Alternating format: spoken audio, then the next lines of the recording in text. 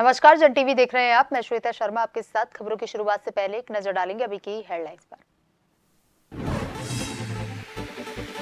CM Dhami का टिहरी दौरा। लंबगांव में लोकसभा प्रत्याशी माला राज्य लक्ष्मी शाह के समर्थन में की जनसभा। राज्य सरकार और मोदी सरकार की गिनाई उपलब्धियां।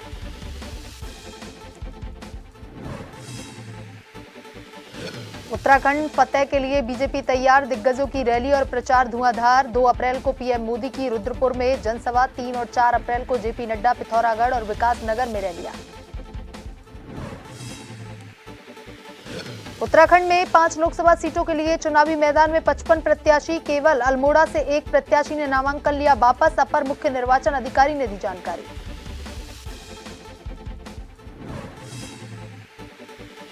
लचर कार्य प्रणाली के चलते चरमराई लोहाघाट नगर पालिका की सफाई व्यवस्था। होली के बाद से कई बाड़ों में नहीं हुई सफाई। आक्रोशित लोगों ने सड़कों पर फेंका कूड़ा। व्यापारियों की आंदोलन की चेतावनी।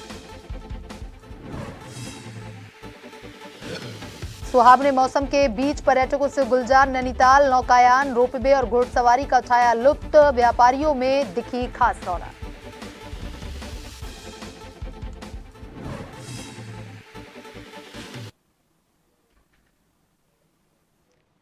और अब खबरें विस्तार से। उत्तराखंड में आगामी लोकसभा चुनाव की तैयारियों में लगी भाजपा का जनसंपर्क अभियान लगातार जारी है। इसके साथ ही अब भाजपा अपनी शक्ति को मजबूत करने में लगी हुई है। आपको बता दें कि प्रदेश महामंत्री आदित्य कोठारी ने कहा, लोकसभा चुनावों को देखते हुए भाजपा का जनसंपर्क अभियान प्रदेश भर में चलाया जा रहा है। साथ ही मौजूदा समय में सभी शक्ति केंद्रों पर पथ सभाएं करने का कार्यक्रम चल रहा है।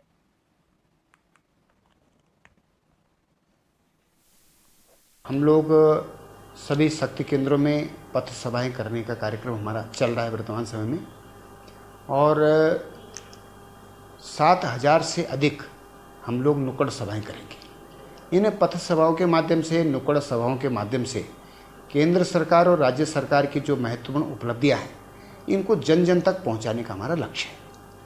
इसके अलावा युवा मोर्चा है, महिला मोर्चा है, अनुसूचित जाति मोर्चा है, अनुसूचित जनजाति मोर्चा है, किसान मोर्चा है। इनके माध्यम से हमने रूम मीटिंग्स, कमरा बैठक, छोटी छोटी कमरा बैठक 10-10, 15-15 लोगों के साथ में बैठ करके ये बैठकें भी हमारी। कॉर्बेट नगरी रामनगर में भाजपा पदाधिकारी कार्यकर्ताओं ने पंपापुरी क्षेत्र में लोगों से जनसंपर्क कर पौड़ी लोकसभा प्रत्याशी अनिल बलूनी के पक्ष में वोट करने और साथ ही जनता से तीसरी बार नरेंद्र मोदी को प्रधानमंत्री बनाने की अपील की। 400 पार करेंगे हम लोग, और हम मोदी जी को बहुत बहुत धन्यवाद दे रहे हैं, जो जिन्होंने देश विदेश में हमारा पूरे हिंदुस्तान का, उत्तराखंड का नाम किया है। हम पूरे भारतवर्ष में उनका नाम है, और हम सारी महिलाएं भी उनसे बहुत खुश हैं कि मोदी जी ने हम महिलाओं के लिए भी बहुत कुछ किया है। जैसे सिलेंडर की जो परेशानी थी, पानी के लिए, बिजली और ये जो चीजें हमारी जरूरतमंद है महिलाओं के लिए, वो हमारे लिए बहुत अच्छा रिस्पॉन्स दिया है मोदी जी द्वारा। और हम यही चाह रहे हैं कि सारे कार्यकर्ता लोग कि बार बार हमारे मोदी जी आए, हमारी सरकार आए। प्रदेश भाजपा संगठन कांग्रेस समेत तमाम विपक्षी दलों को लगातार झटके दे रही है। कांग्रेस के प्रदेश महासचिव महेश शर्मा समेत कांग्रेस के लगभग 60 नेता और कार्यकर्ताओं ने रविवार को भाजपा का दामन थामा।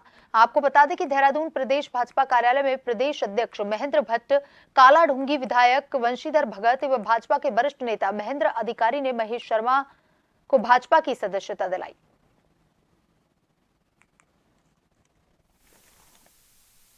तो बड़ी संख्या में लोगों का आना हो रहा है, और क्योंकि अभी प्रधानमंत्री जी का कार्यक्रम है, प्रधानमंत्री कार्यक्रम और नड्डा जी कार्यक्रम के बाद एक श्रृंखला और नए लोगों को जोड़ने की रहेगी।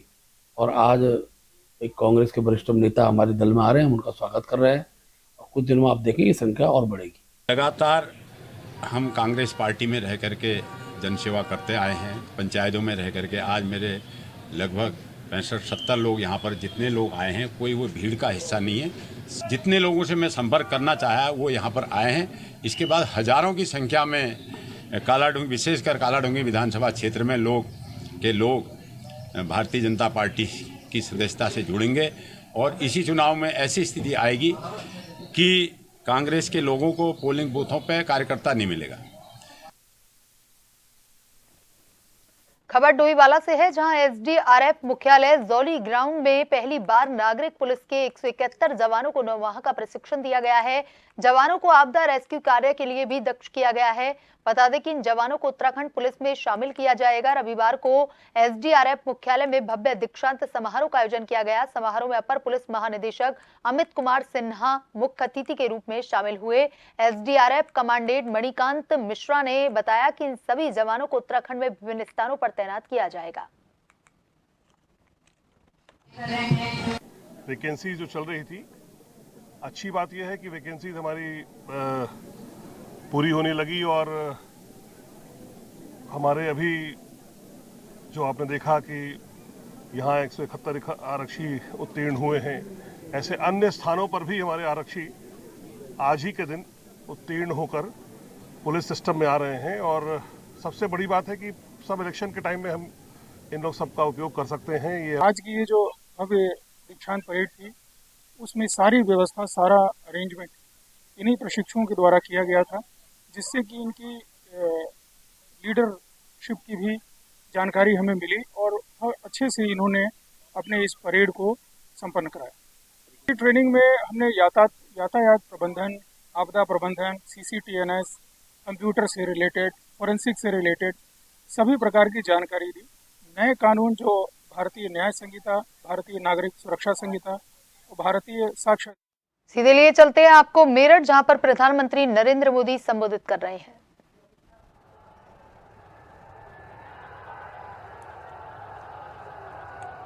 मेरठ की ये धरती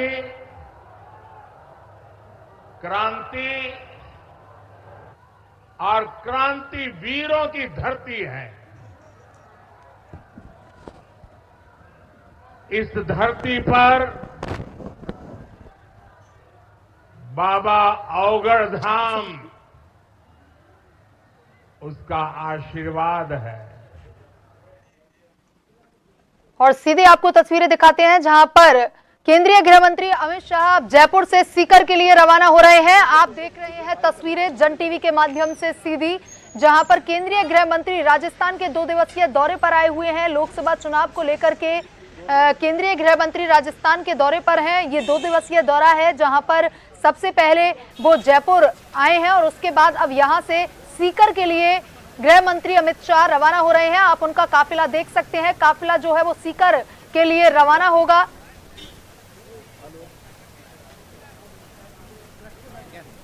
सीकर में रोड शो केंद्रीय गृह मंत्री करेंगे। लोकसभा चुनावों को लेकर के बीजेपी की तैयारियां जोर शोर पर हैं।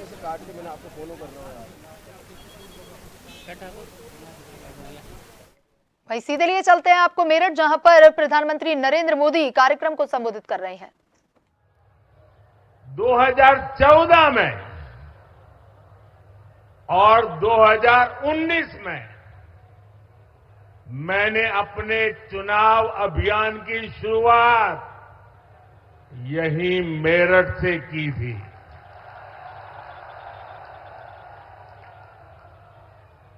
अब 2024 के चुनाव की पहली रैली मेरठ में ही हो रही है। साथियों, 2024 का ये चुनाव सिर्फ एक सरकार बनाने का चुनाव नहीं है। कौन सांसद बने, कौन न बने, इसका चुनाव नहीं है। 2024 का चुनाव विकसित भारत बनाने के लिए है।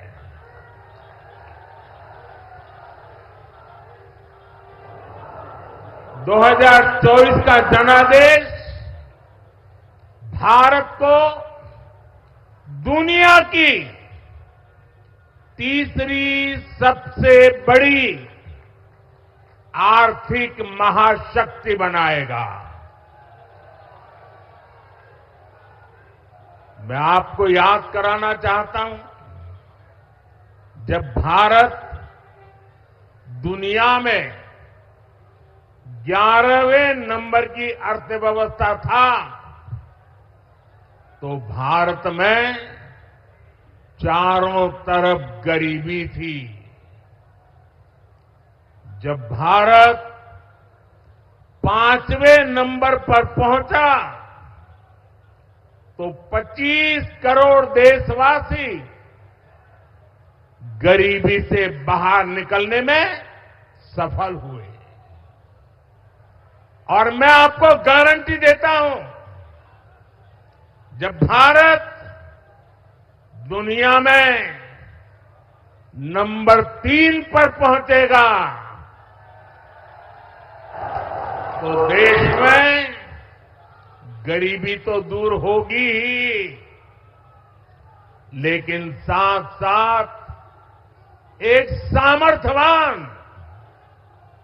सशक्त मध्यम वर्ग देश को नई ऊर्जा देता होगा।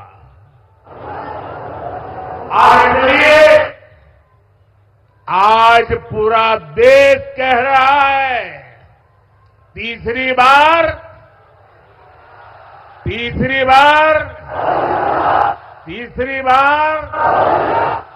4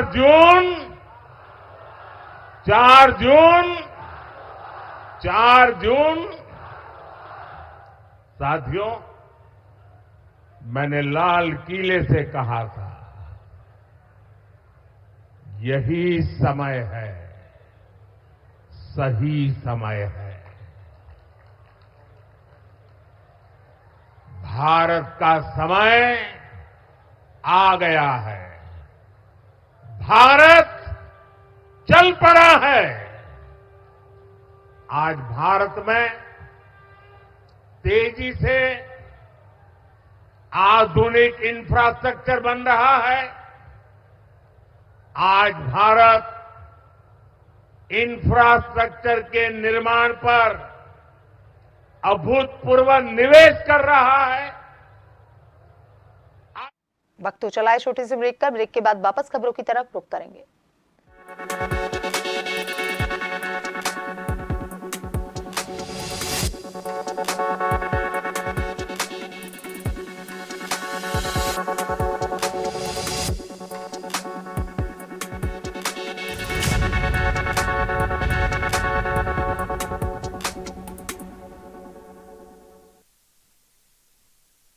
ब्रेक के बाद एक बार फिर से आपका स्वागत है। आइए बढ़ते हैं खबरों की तरफ। प्रधानमंत्री नरेंद्र मोदी और भाजपा राष्ट्रीय अध्यक्ष जेपी नड्डा उत्तराखंड में प्रचार प्रसार करने आ रहे हैं। 2 अप्रैल को जहां प्रधानमंत्री नरेंद्र मोदी उधम सिंह नगर लोकसभा सीट के अंतर्गत रुद्रपुर में जनसभा करेंगे, वहीं पार्टी के राष्ट्रीय अध्यक्ष जेपी नड्डा 3 और 4 अप्रैल को उत्तराखंड में चुनाव प्रसार करेंगे, जिसमें 3 अप्रैल को वह पिथौरागढ़ में अल्मोड़ा संसदीय सीट के प्रत्याशी के समर्थन में रैली करेंगे। वहीं दिन में टिहरी लोकसभा के विकास नगर में जनसभा करने के बाद कोर कमेटी की बैठक में रणनीति बनाई जाएगी। इसी क्रम में बताते चलें कि 4 अप्रैल को जेपी नड्डा हरिद्वार में संतों के साथ बैठक करने के बाद एक विशाल रैली हरिद्वार लोकसभा सीट के लिए निकाली जाएगी। उसके बारे में भी देखिए, अभी प्रधानमंत्री कार्यक्रम को प्राप्त हो गया है। 2 तारीख को रुद्रपुर में जो मोदी मैदान है उसमें एक विशालतम जनसभा हम लोग करने वाले हैं। मान नड्डा जी का कार्यक्रम भी आ गया है।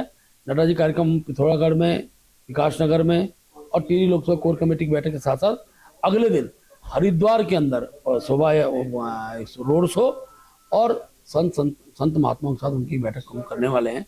तो ये कार्यक्रम श्रृंखला आगे आगे योगी जी का आने वाला है, राजनाथ सिंह जी का आने वाला है, हमारे जो गृह मंत्री जी हैं अमित शाह जी, उनका कार्यक्रम आने वाला। बड़ी संख्या में राष्ट्रीय प्रचारक हमारे बीच में आएंगे। हाल ही में तेज अंदर से लोहाघाट ब्लॉक के नेपाल सीमा से लगे सुल्ला गांव में 2 मंजिला भवन की टीन से बनी छत उड़ गई। मकान में रहने वाले 2 परिवार बाल बाल बच गए।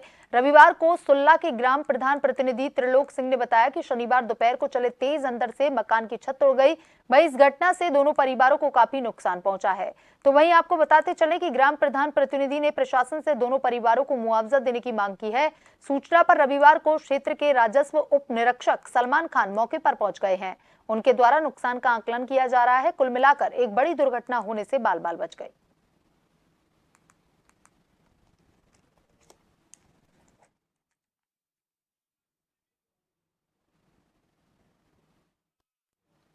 उत्तराखंड के पूर्व मुख्यमंत्री हरीश रावत जल्द मैं हूं पप्पू अभियान की शुरुआत करने जा रहे हैं, जिस पर भाजपा प्रदेश अध्यक्ष महेंद्र भट्ट ने तंज कसा है। दरअसल हरिद्वार में पूर्व मुख्यमंत्री हरीश रावत पत्रकारों से वार्ता करते हुए यह बयान दिया था कि कांग्रेस में मैं हूं पप्पू अभियान की शुरुआत करने जा रही है। पप्पू के साथ सभी लोगों की शुभकामनाएं होंगी।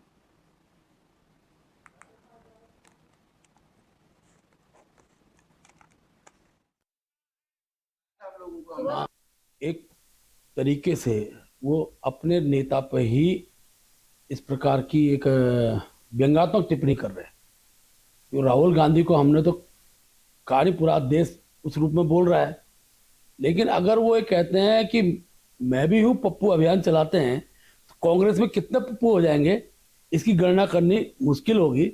और ज्यादा पप्पुओं का जो रोल है वो कांग्रेस में उचित लगता है, तो बनाए करें अपना कार्यक्रम, कोई आपत्ति नहीं है।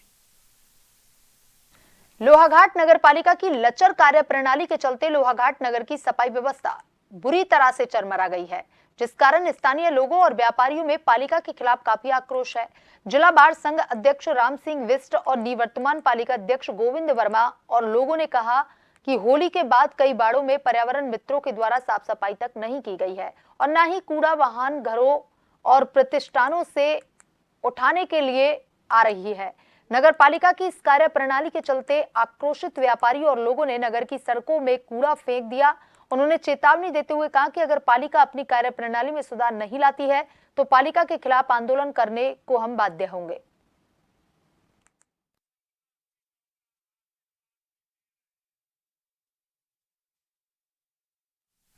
नगर पालिका लोहाघाट में जब से प्रशासक ने कार्यभार संभाला है तब से लोहाघाट नगर की सफाई व्यवस्था के साथ साथ जो स्ट्रीट लाइट है, पथ प्रकाश, वो भी बहुत जगह खराब पड़ी हुई है और सफाई व्यवस्था काफ़ी चरमरा गई है।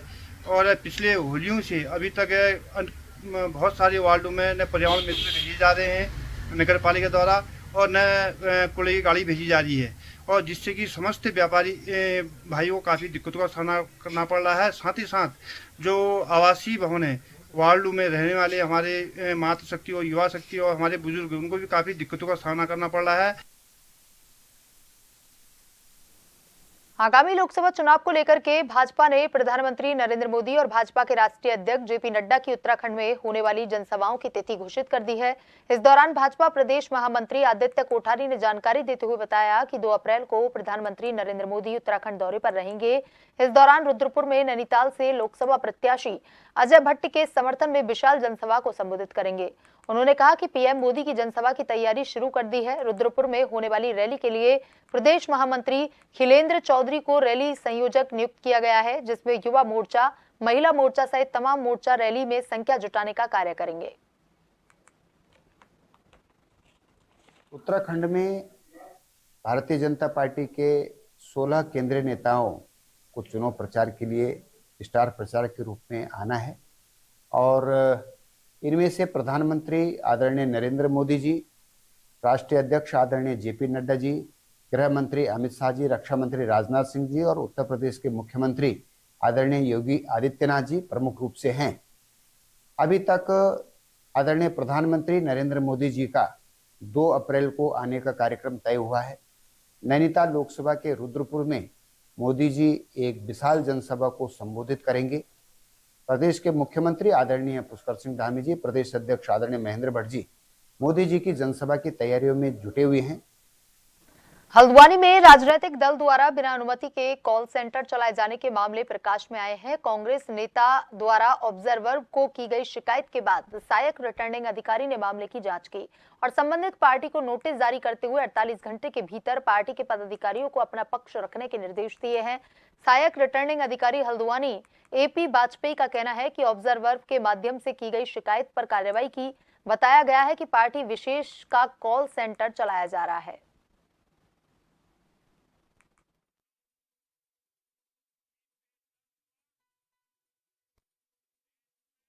हमें एक शिकायत प्राप्त हुई है और माननीय सामान्य प्रेक्षक महोदय के माध्यम से भी उसमें हमें शिकायत की कॉपी मिली थी। उसमें ये कहा गया है कि नैनीताल रोड पे एक पार्टी विशेष द्वारा एक कॉल सेंटर के रूप में संचालन किया जा रहा है और वहाँ से कॉल्स की जा रही हैं और वो आचार संहिता की परिधि में आता है। तो उसी के दृष्टिगत संबंधित पार्टी के पदाधिकारी को 48 घंटे के अंदर अपना प्रत्युत्तर प्रस्तुत करने के लिए नोटिस इश्यू किया गया है। उत्तराखंड में 5 लोकसभा सीटों के लिए 55 प्रत्याशी चुनावी मैदान में हैं। शनिवार को नाम वापसी की अंतिम तिथि थी। केवल अल्मोड़ा लोकसभा सीट से एक प्रत्याशी ने नामांकन वापस लिया है। अब नामांकन वापसी का समय समाप्त होने के बाद 55 प्रत्याशी चुनावी मैदान में हैं। अपर मुख्य निर्वाचन अधिकारी ने एग्जिट पोल अन्य चुनावी गाइडलाइनों को लेकर भी जानकारी दी। एग्जिट पोल की प्रक्रिया करना और उसके जो भी उसके निष्कर्ष होंगे उनका प्रकाशन करना ये प्रतिबंधित होगा, और जो अवधि निर्धारित किया गया है उस प्रकाशन और उस सर्वे करने की गतिविधि को प्रतिबंधित मानने के लिए प्रथम चरण का जो मतदान का समय होगा वो प्रारंभ होने से लेकर अंतिम चरण का जो मतदान का समाप्ति का समय होगा उसके आधे घंटे पश्चात तक। इसका मतलब है कि 19 अप्रैल के 7 बजे से प्रारंभ होकर 1 जून के 6:30 बजे तक एग्जिट पोल पर प्रतिबंध होगा। इसका सभी मीडिया जो समूह होंगे इनको इसका बारे में अनुपालन करना सुनिश्चित करना होगा। पहाड़ों की रानी मसूरी में इन दिनों जल निगम द्वारा मसूरी की कैमल वैक रोड पर सीवरेज पाइपलाइनों को बिछाई जा रही हैं, परंतु विभाग के अधिकारियों की लापरवाही के कारण लोगों को इसका खामियाजा भुगतना पड़ रहा है। केमल बैक रोड को जगह जगह से जल निगम के ठेकेदार द्वारा खोद कर छोड़ दिया गया है, जिससे बारिश होने से मलबा कीचड़ में तब्दील हो गया है। मार्ग पर आवाजाही करने में लोगों को खासी परेशानियों का सामना करना पड़ रहा है। मसूरी भाजपा महिला मोर्चे की अध्यक्ष गीता कुमाई ने केमल बैक रोड पर हालात पर अपना कड़ा विरोध जताया।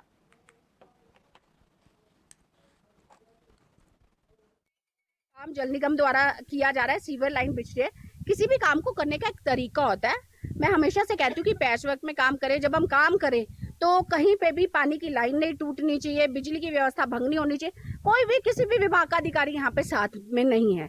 सीवर लाइन हमारी चौक होगी, ये मलवागर जाएगा। टूरिस्ट आता है, आप देख सकते हैं यहीं पे रेजिडेंशियल एरिया भी है और कमर्शियल प्रॉपर्टीज भी है। टूरिस्ट भी आते जाते हैं, तो क्या मैसेज लेके जाएंगे पहाड़ों की रानी मसूरी के लिए? तो बहुत ही गलत तरीके से काम हो रहा है, जिसकी मैं कड़ी निंदा करती हूँ। नैनीताल में होली की छुट्टियां और वीकेंड होने के चलते भारी संख्या में पर्यटकों का नैनीताल में जमावड़ा देखने को मिला और इसी के साथ पर्यटन कारोबार से जुड़े व्यापारियों के चेहरों पर खुशी देखने को मिली। पर्यटकों की भारी संख्या में आमद के चलते पर्यटन सीजन में बढ़ोतरी हुई है। बता दें कि शुक्रवार से ही नैनीताल में पर्यटकों का आना शुरू हो गया, जो सिलसिला शनिवार तक जारी रहा।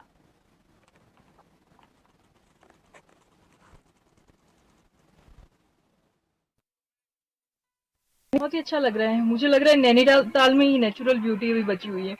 And I recently visited zoo. It's like it's very natural. Like I have seen zoo of Jaipur and some other places, but I found it very nice.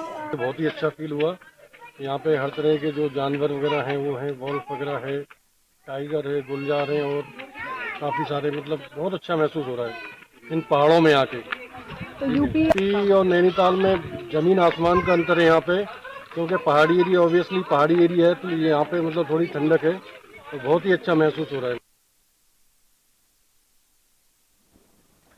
Bulletin में अभी तक के लिए इतना ही। बने रहिए जन टीवी के साथ। नमस्कार।